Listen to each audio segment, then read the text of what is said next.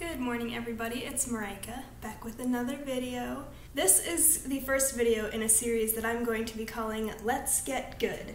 In these videos, I'm going to try to keep learning even outside of school so that eventually when I graduate, I will not just stagnate as an artist, but I will keep learning and keep growing and keep trying new things even after I graduate from art school. For today's video, I'm going to be trying out a new medium that I've always been fascinated with and super love the quality of work that people put out using it, but I have never personally tried it myself, and that medium is gouache.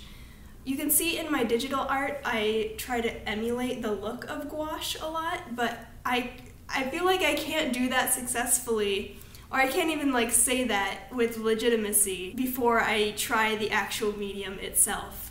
So today, I have $30 in credit at my school bookstore because I won a bookmark contest last year, and I'm going to go to the school bookstore to buy some gouache and try it out.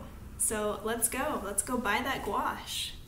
In color theory, they teach you that the primary colors are red, blue, and yellow, and that you can mix any shade of paint you possibly want from those three colors. However, with a lot of paints, if you want the purest, brightest, most saturated pigment, you should go for more CMYK colors. So when I'm going shopping for gouache, that's what I'll be looking for. I'll be looking for a bright magenta, kind of a cyan color, and a bright yellow that I can mix to get the purest colors. And I will also be buying a white. So all in all, I'm only going to be buying 4 tubes of gouache, but hopefully I'll be able to make whatever colors I want out of those 4 tubes. I got some opera pink, some primary yellow, some sky blue, and some zinc white. These are really nice quality gouache. They're Winsor Newton, which always makes really high quality products. That's the only high quality product I'm using. I have this watercolor block, which is the fluid cold press watercolor paper. It's only 140 pounds. Legit watercolor artists will use something like 300 pounds, maybe more, if they're doing a piece with a lot of water in it. But this is what I have. It's cheap and it doesn't buckle because it's a block. It's glued down on the sides so that the edges of the paper won't warp. And then I just have an old rag and all of my ancient, terrible brushes. Only this one is natural hair, which natural hair is the best to use for water-based paints. The rest of these are probably synthetic. I think I stole this one accidentally from my high school classroom, so you see the quality of product I'm working with for the rest of this. So you legit watercolor artists out there are probably screaming at me that I'm doing everything wrong, but this is what I'm going to work with because it is a new medium for me. I don't want to sink my whole bank account into it. Just these 4 tubes of watercolor were nearly $40. So really don't want to be breaking my bank account on this one experiment to see if I like this new medium. But I did invest in high quality paints because that's the most important thing. The first thing I'm going to do is just squeeze out all of my paints and try to figure out what I'm working with. I'm just going to start with a tiny, tiny little amount of each, and there's some filler in every tube. See that oily stuff? I'm just going to get out the filler first. Okay, and then I'm going to squeeze out the actual paint. Just a tiny amount. Whew, that smells strong. Let's get the filler out of this one. Oh, there's not so much filler in that one, okay. So there's my pink. Looks very pigmented. I'm excited about that. My yellow. I'm going to start by just really simply making swatches out of everything. So I'm going to take a tiny bit of my blue. See, I don't even know how much to load onto my paintbrush right now. What I do know about gouache is it can get very watercolory depending on how much water you add to it, or it can be very opaque and look kind of like acrylic in the end, but it's got more of a matte finish to it. So I'm going to be swatching a watercolory transparent version as well as a thick. Ooh, I like that color. Ooh, that's going to be so much fun to work with. As well as a thick opaque layer of things. Oh, these are gonna mix really well, you guys.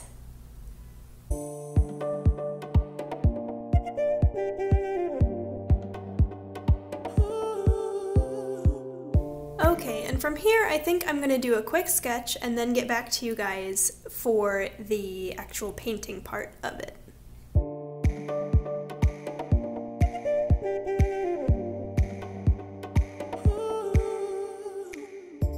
Alright, so this was just a really quick sketch that I did, no planning at all really.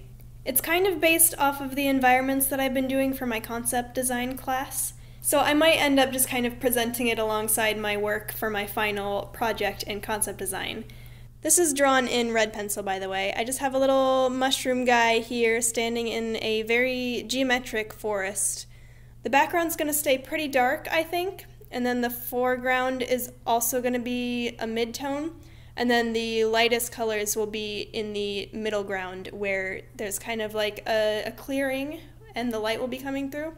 I think I'm going to go with oranges and greens for this color scheme, but we will see where it goes. Let's just find out. I really have no idea what I'm going to do, but we just got to jump in, and that's how you learn a medium. So yeah, let's go.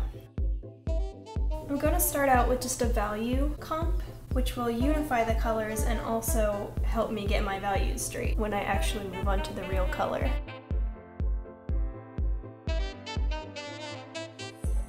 You can see that my plan to unify the colors went completely to seed almost immediately. And here I have Cheeto orange with my nice bright yellow that I put down the very first thing, and some weird brown color that I've worked up.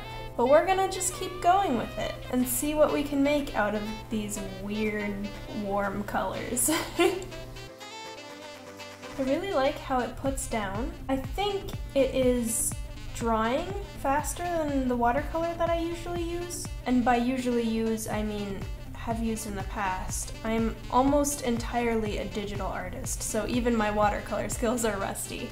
But it is drying faster than the watercolor that I've used in the past, which I really like because I'm an impatient bean. You can see I've just remixed completely the wrong color. This is now Sunny D orange rather than Cheeto orange. And I really don't want to overwork this paper because, like I said, it is not the highest quality paper.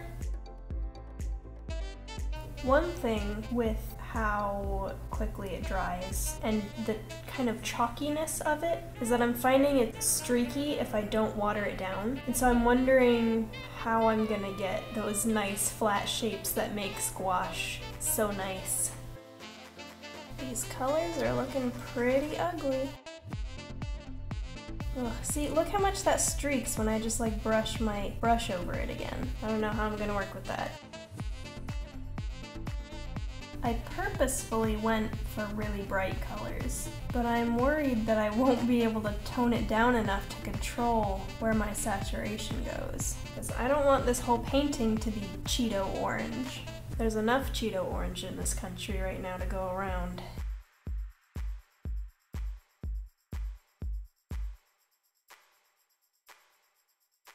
Alright, well, we've got this green color going, completely accidentally. Let's start on the trees. I'm treating this very much like watercolor right now, and I didn't expect it to happen, and I kind of didn't want it to happen. I wanted it to be a completely new medium than watercolor, but I think that's just my ineptitude at the medium, so I'm just resorting to what I know about watercolor to kind of carry me through. Can't really see my sketch anymore. I have no idea what I did with it. It's gone forever though. Going rogue, guys. Ain't no sketch gonna tell me what to do.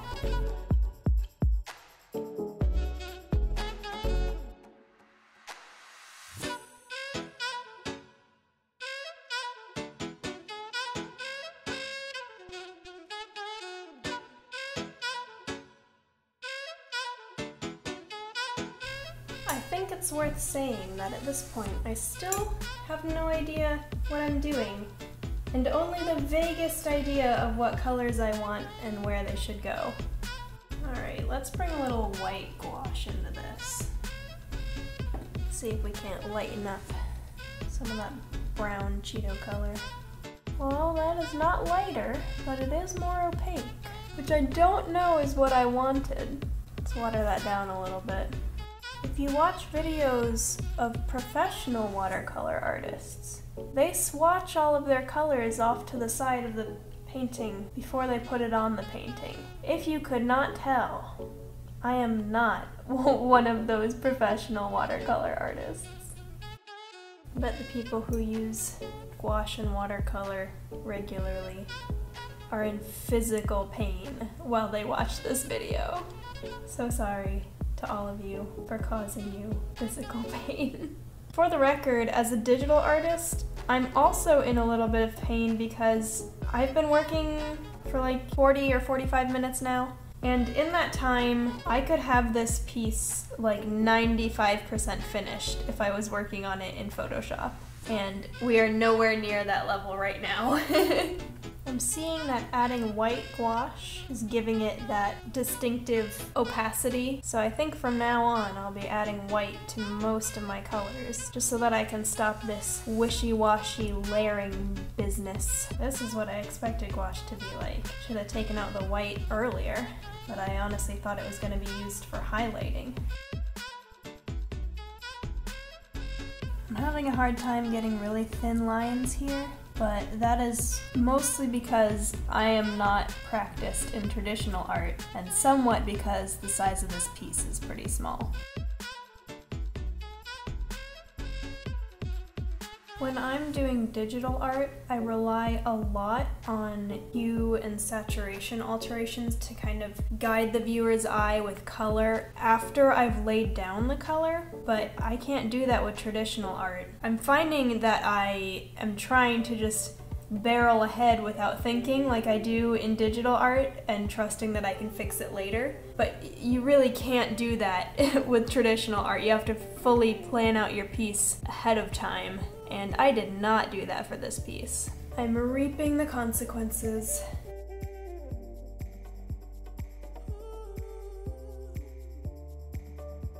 Alright, I'm gonna come in with a big brush, and this could ruin the whole thing, but I really need to darken up this foreground, so I'm gonna come in with a big brush and try to do a cool purple wash over the whole thing.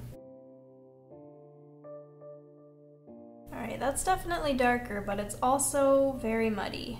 I'm not really sure if adding layers over top picks up the dry pigment underneath, and I'm thinking it is. It's doing that, and it's just kind of mixing everything I have there. So it's not, I was hoping it would be like an overlay or a multiply layer in Photoshop where it just cleanly lays on top and changes the color a little bit. It's looking like it's picking up the pigment underneath and mushing it around, so it's not quite so clean. Alright guys, to finish this off, I think I'm going to cheat a little bit and mix in some different media here. And it's not because I'm giving up on gouache, it's just because I have worked this painting so much that if I continue working with gouache on it, it's gonna just get worse and worse. The paper can't really take any more water, and I want to make something presentable out of this at the very least. So I'm gonna take my white gel pen and bring out some highlights, especially in the areas where things are kind of bleeding together a little bit. And I'm also going to use some of these colored pencils to add in some color where I need it. So yeah, enjoy watching me finish off this painting with mixed media. I think I want to end this video with a few takeaways. The goal of this video was to learn something new and to kind of dive into a new medium that I'd never touched before. And this was the first traditional piece that I've finished in a while. Finished in quotation marks, because this is nowhere near the level of finish that I would get in a digital piece. So I did learn about the medium. I learned how it lays down on paper. I learned how it mixes and different ways to get the colors that I wanted. I do need to experiment some more. I'm definitely going to take some time out to swatch like every combination of color mixing, because the what is that, like 10 swatches that I did, just like barely mixing the colors, really didn't cut it to learn how these colors interact with each other to make new colors. So I want to take the time to swatch, and I want to start using more white gouache from the beginning to really get opaque, flat shapes down. But I think I will do another gouache piece in the near future with everything that I've learned from this piece, and hopefully I'll be able to show you guys that result that is hopefully much better than this one. But that's what learning is. Sometimes the piece that you first do is a stinker, but you figure out that you do really like the medium and it has so much potential.